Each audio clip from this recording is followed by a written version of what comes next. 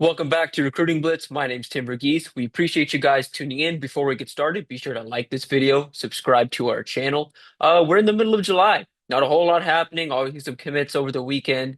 Elsewhere, we've seen, kind of Nebraska kind of hit the pause button on this 26 class. Not expecting a whole lot of movement at this point until the fall. I mean, the decision of Valdez-Zone, four-star defensive lineman awaits, but that could happen later this month. Could continue to push into the fall. So, figured with some of the downtime, we'd get into some of these questions. Last episode, asked you guys to toss some questions in the comments. Had some questions messaged to me as well on our message board and over Twitter. So if you ever have any questions, do feel free to reach out over both on Twitter. I'm at Tim Verghese, and of course, be sure to subscribe over at InsideNebraska.com, so you have access to our insiders board and our daily recruiting and football intel that we post over there. So we're going to get right into it. Some of these questions, I think, a lot of the questions are around NIL, specifically the rev share era, and I figured this is a good opportunity to kind of discuss some of the ins and outs of the current era of college football and college football recruiting, just to give, kind of some perspective into where things stand currently in the kind of ever-changing climate and where they're going moving forward in terms of with the new rev share era, what this means, why this year might look different than, future years, and so on and so forth. So, wanted to start, had a question just about, within a rev share and understanding at the Power Four level at this point right now, college, college programs are given at the Power Four level are given 20.5 million, around that number, to work with across the athletic department. Some teams are operating above that number. Some teams are operating below that number. Most Power Four college football teams are receiving the biggest chunk of that 20.5. The large majority of that money is distributed to the college football program. So, question was just how does this get divvied up by position? Is there a cap like in the NFL? How do how do recruiting departments do it? I don't think there's an easy answer there because for a multitude of reasons, we'll get into it. But I think it very much depends school to school, and it very much depends on the caliber of the recruit. For example, getting into it, I mean, regardless of the program at the Power Four level, quarterback is typically the highest earner, the player that's getting paid the most or has the largest, kind of share. Elite quarterbacks, of course, demand a higher market value than, a mid four-star and below type quarterback. That's pretty much how it is at every position. The top 10 to 15 at their position earn a good bit more than those below that number. And there's some tiers, and we'll get into all of that. But yeah, so I think if you're looking at, what we can say like a hypothetical, comparing it to the NFL, quarterbacks, just like in the NFL, are, pretty much the highest earners for the most part. Offensive tackles, just like in the NFL, elite offensive tackles are right there in that mix. Elite pass rushers and defensive linemen. I think where college football differs from the NFL, it's so hard to find truly dominant or truly elite defensive linemen at the college football level. Whereas at the NFL level, you're really just looking for an elite pass rusher. You'd like to obviously to have elite defensive linemen, but at the NFL level, there's a lot of very good defensive linemen. And for the most part, a team can get away with, maybe spending a little less on their front if they have one elite pass rusher and, an elite corner, versus kind of stacking the D line. It's not the case in college football. For the most part, what we've seen is the highest earners at quarterback, at offensive tackle, along the defensive line, whether that's defensive tackle or an edge rusher. And you also see, specifically at the very top, the elite wide receivers and the elite corners making a good bit of that money. And so, if you're looking, kind of on the other end of that, what are some of the positions where the market isn't quite as high? It really, again, depends on the school, what the needs are. For example, you look at Nebraska here in this 2026 class. Receivers a need, but not a massive need. So Nebraska is not going to spend a whole lot of money at the receiver position. They have their receivers committed, of course, Larry Miles, Dalen Scott. Devion, Bonwell, Witty.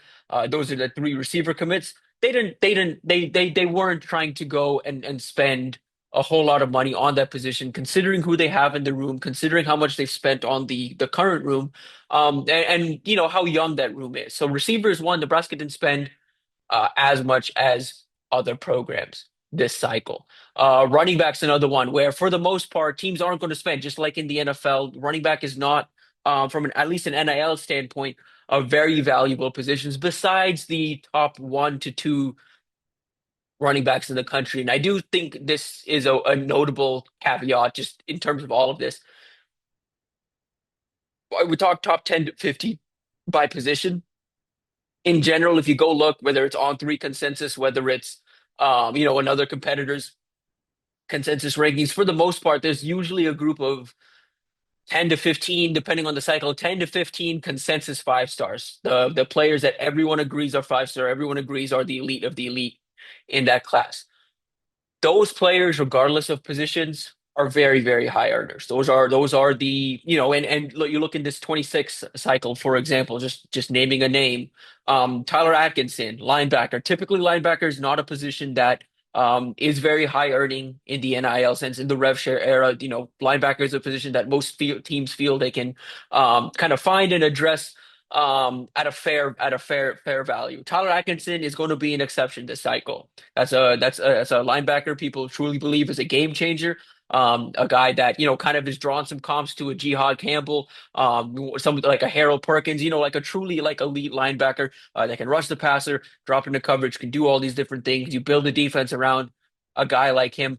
He's going to demand a probably significant rev share deal. And so he's one that is, again, a bit of an exemption. Of course, the very tops at each position, especially if there's some clear separation between the one and the two versus the rest of the pack, or the top three or four and the rest of the pack, you're going to see those guys get a good bit more money than maybe others at the position. And that's how it goes throughout their career.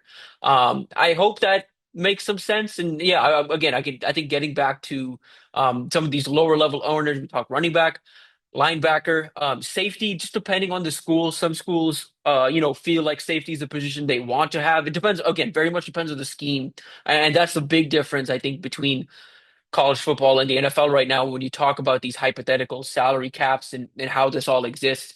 Um, the NFL level, schematically, most everyone runs the same things, prioritizes the same positions, and looks for the elite of the elite at these specific positions.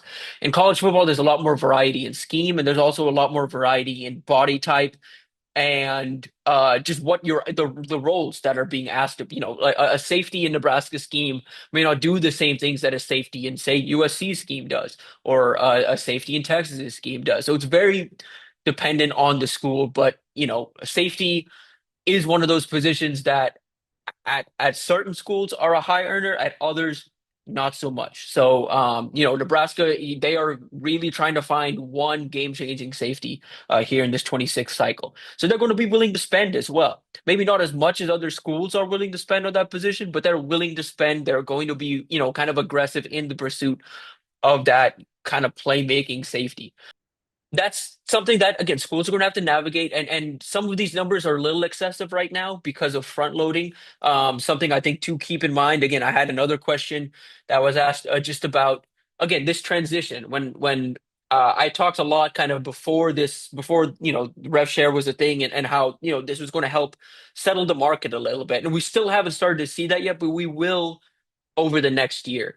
This year in the 26 cycle, you're seeing a lot of programs really kind of front load these contracts and kind of act like rev share isn't a thing. They're still operating in this kind of free for all world where everyone can make and so what you're seeing at certain schools is, okay, there's a lot of excess money going out and a lot of front loaded type contracts that a year from now those deals are going to have to go through a clearinghouse. A year from now they're going to have to all kind of work within this $20.5 million cap. A lot of schools are finding different ways to skirt that cap for this year, but they won't be able to do that forever. That's not something that's going to be able to exist beyond this year because Again, the rev share era, these contracts only started July 1st in the middle of essentially this 26 recruiting cycle.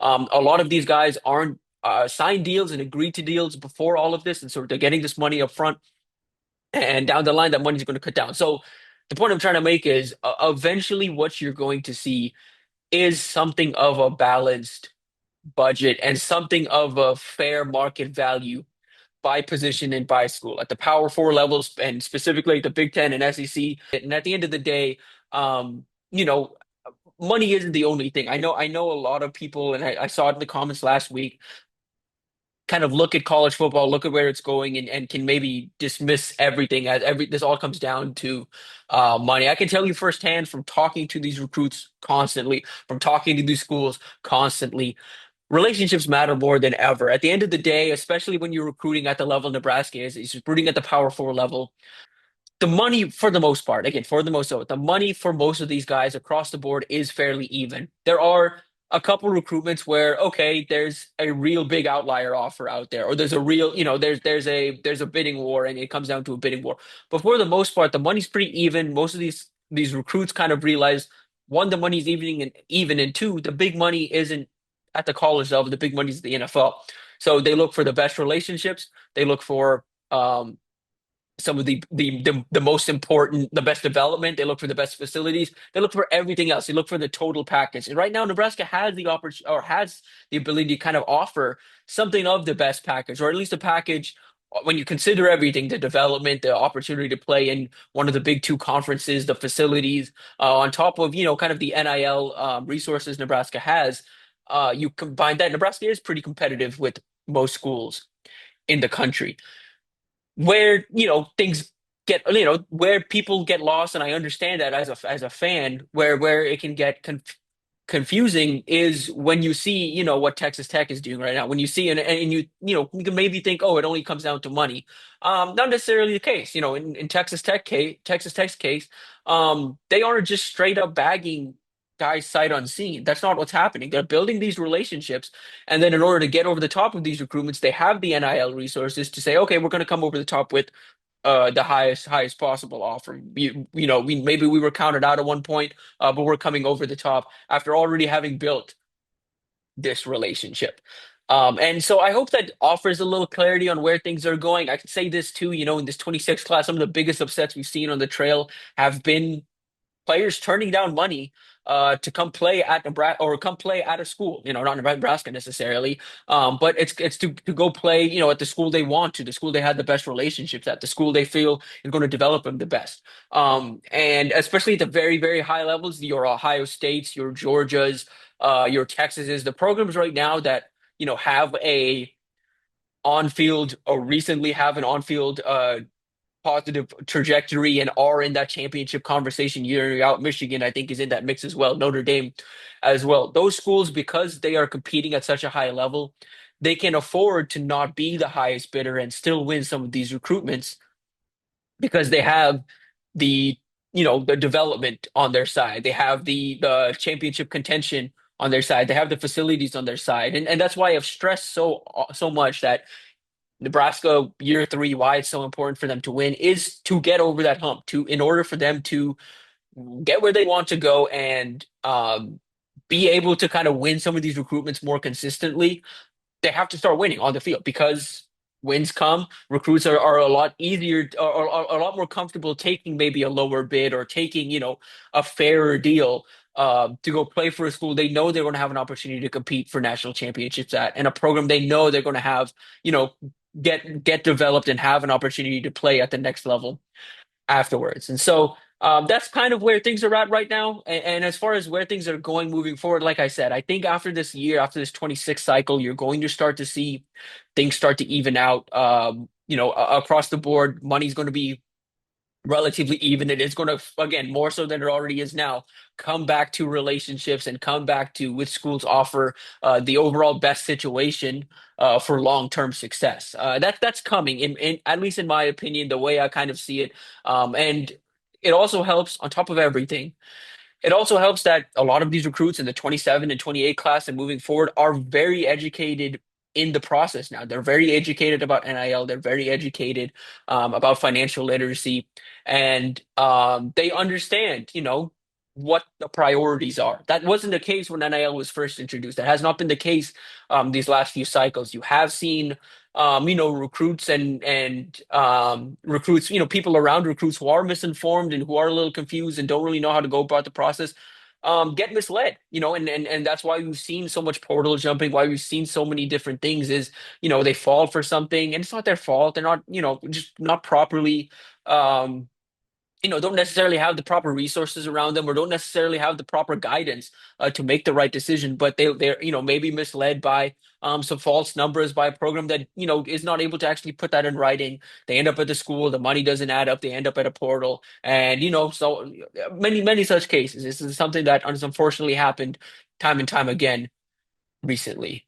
Shifting gears a little bit, answering just another question, somewhat related, but somewhat not. Someone under last week's YouTube show asked, do you think Nebraska will change how they go after the top targets in the next cycle? Because right now they have to throw the kitchen sink at their fourth and fifth options. Do you think holding out, they'll hold out? Instead of holding out, they'll throw the kitchen sink earlier?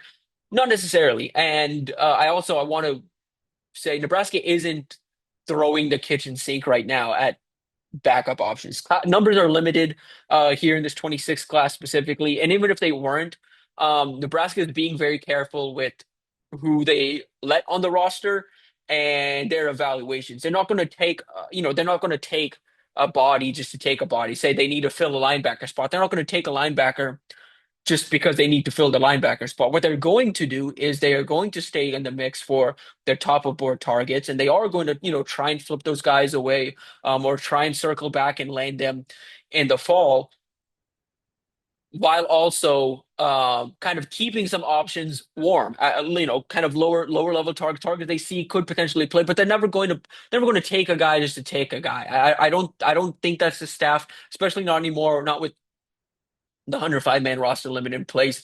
And especially with kind of the expectations being where they are, where Nebraska needs to make this year three jump, where they need to stay competitive in the Big Ten. They can't really afford to do that, honestly. Just take guys to take guys and have a roster spot just to have a guy. They need the guys they bring in to ideally contribute early or at least have some long-term developmental upside where they can stash that guy, develop him for 2, 3 years, and by year 3 or 4, that's a guy that they can see working in the rotation or potentially starting for them. And so there's a high floor in terms of who Nebraska lets on the roster at this point. And so, but to answer the question in general, is Nebraska, potentially going to throw the kitchen sink or make a more aggressive offer early on in the process? No. Also no, just because it's not about being the highest number in June or being the best offer. Again, total package. When I say offer, when I say, being the high, it's the totality of things. It's not about being the school in front in June. It's about being the school in front in November and into December. And so Nebraska right now, has a 12-man class here in 2026. They're going to have to battle to hold on to Claude and Puma and Danny Odom, two of the headliners of the class. We're expecting, Big Ten programs and SEC programs to try and flip those two away. It's a big deal. Nebraska won those two in the summer, but they're going to have to keep fighting through the fall in order to land them. And, at least the way we see it on our end is Nebraska is going to remain the best overall situation for both of these guys as long as wins come on the field and as long as, both these guys continue to see on-field development at Nebraska. Nebraska is the best situation for them at this point. Will they remain the best situation in November? It probably depends on how the season goes. Almost certainly going to depend on how the season goes. And so that's the case at a bunch of different places right now. Nebraska, is trying to flip Cameron Wilson away from Syracuse, and Syracuse won that commitment in April. They were able to hold on through June.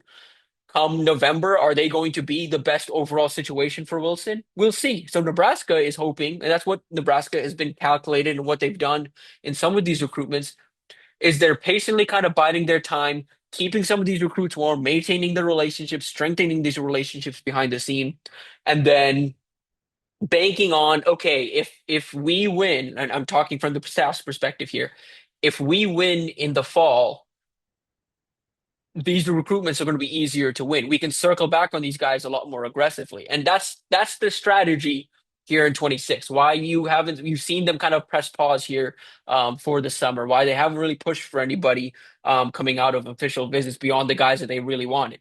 And why once we get into the fall, they need to address linebacker. They'd ideally like to flip a Jordan Campbell from Miami if he's open to making visits. He's publicly said he shut down his recruitment. We'll see what happens in the fall. Um, but Campbell's one where, Nebraska, we'll see what happens on the field with both Miami and Nebraska. Come, October, November, if it's looking like, oh, well, Miami maybe not be the best overall situation for Campbell. I could see Nebraska, really, really dialing up efforts and really making a push to try and flip him away. You look at, in the maybe along the offensive line, a Jackson Cantwell or an elite type tackle that, maybe Nebraska says, oh, they've got an extra spot in the class and they want to go circle back. Is that a guy that, come November, Nebraska's won a few games, is pushing for, potentially a Big Ten championship appearance or, at least, in that mix of 8, 9 wins. All of a sudden it's like, hey, Jackson, remember you really like Nebraska. We were recruiting you for a really long time. Would you like to, maybe check us out again? We'd have a competitive NIL offer on the table, and maybe he's more open to listening then than he is right now.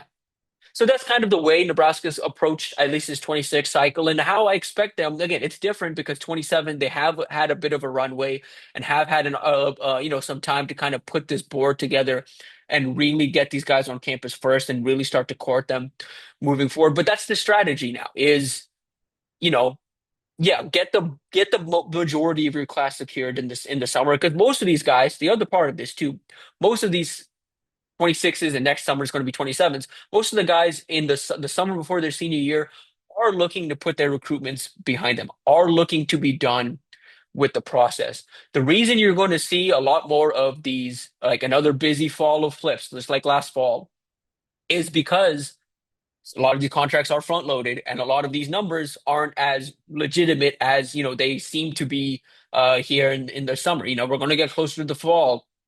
Players are going to start thinking about putting pen to paper and officially signing with some of these schools, and they're going to look and realize the money they're going to be signing for is not the money that they agreed to maybe in June. So you're going to see some of those flips. You're going to see some of that. But for the most part, again, most guys want to be done with the process. But yeah, there's going to be a few flips out there, and Nebraska is going to find themselves in the mix for a few flips in the fall, while also having to make sure that they keep their 12-man class intact over the next few months. And yeah, I mean that probably wraps up the discussion on kind of NIL and kind of rosters. So I wanted to answer a few more just specific 26 and 27 related questions.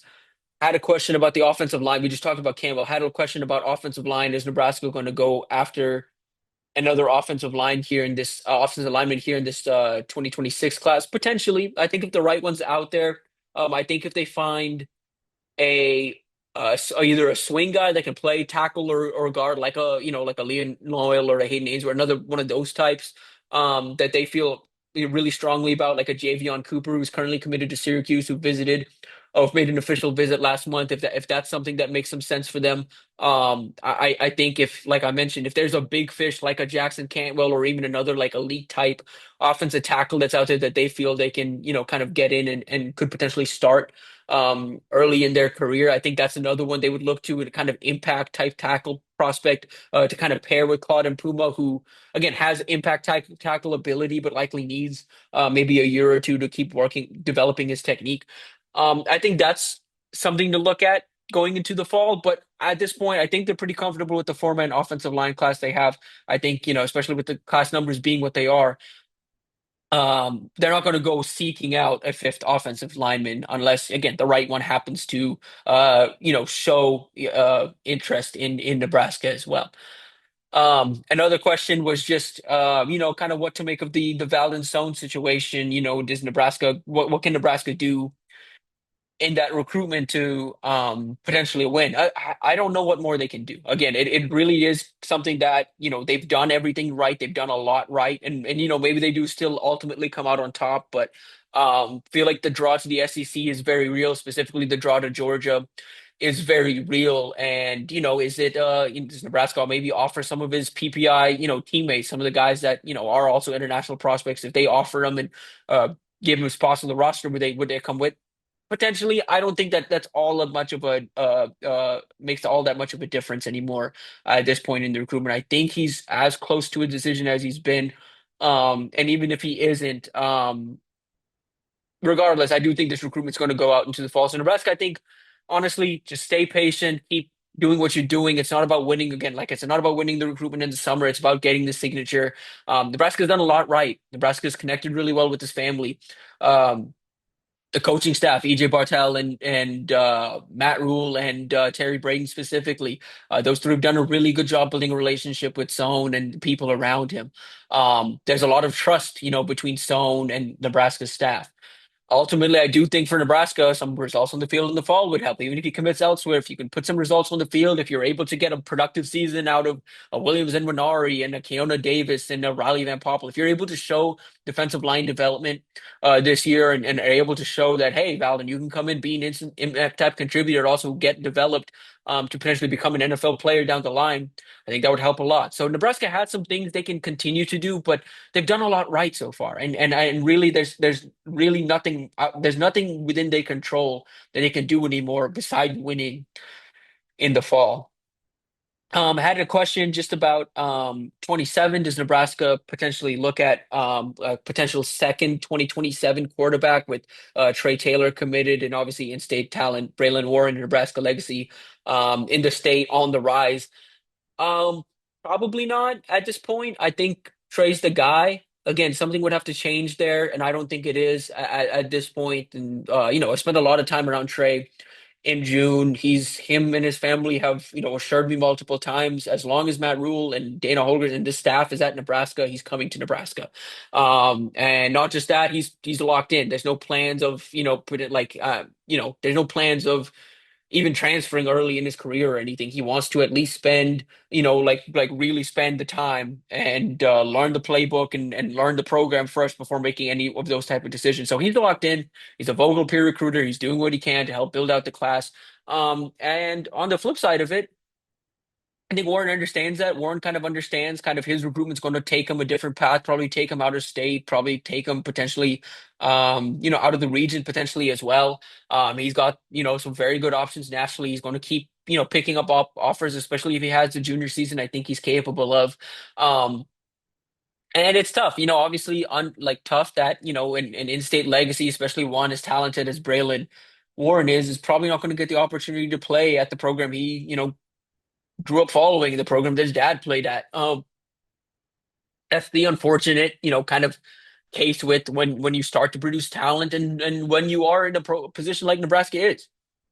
In a vacuum, Nebraska probably could have approached this differently, but they wanted to get their 27 quarterback in. They wanted to get a jump start on the 27 class. And right now, Trey Taylor, who's had multiple years of starting and has some of these really encouraging long-term traits as well, is at least in Nebraska's mind felt like a safer bet and a safer guy to kind of ride with moving forward than Warren did, and that's just kind of the situation. And so, yeah, again, it's tough. It is tough. I'm excited to go see Braylon in this fall. Probably going to be at West Side game or two, maybe three, this fall because I'm really excited to watch him play and watch his development. He's a guy I've been tracking closely for over a year now. Been really like just excited about his development and again incredible human being, good player, good leader, like has all the off-field traits as well, going to find a good home.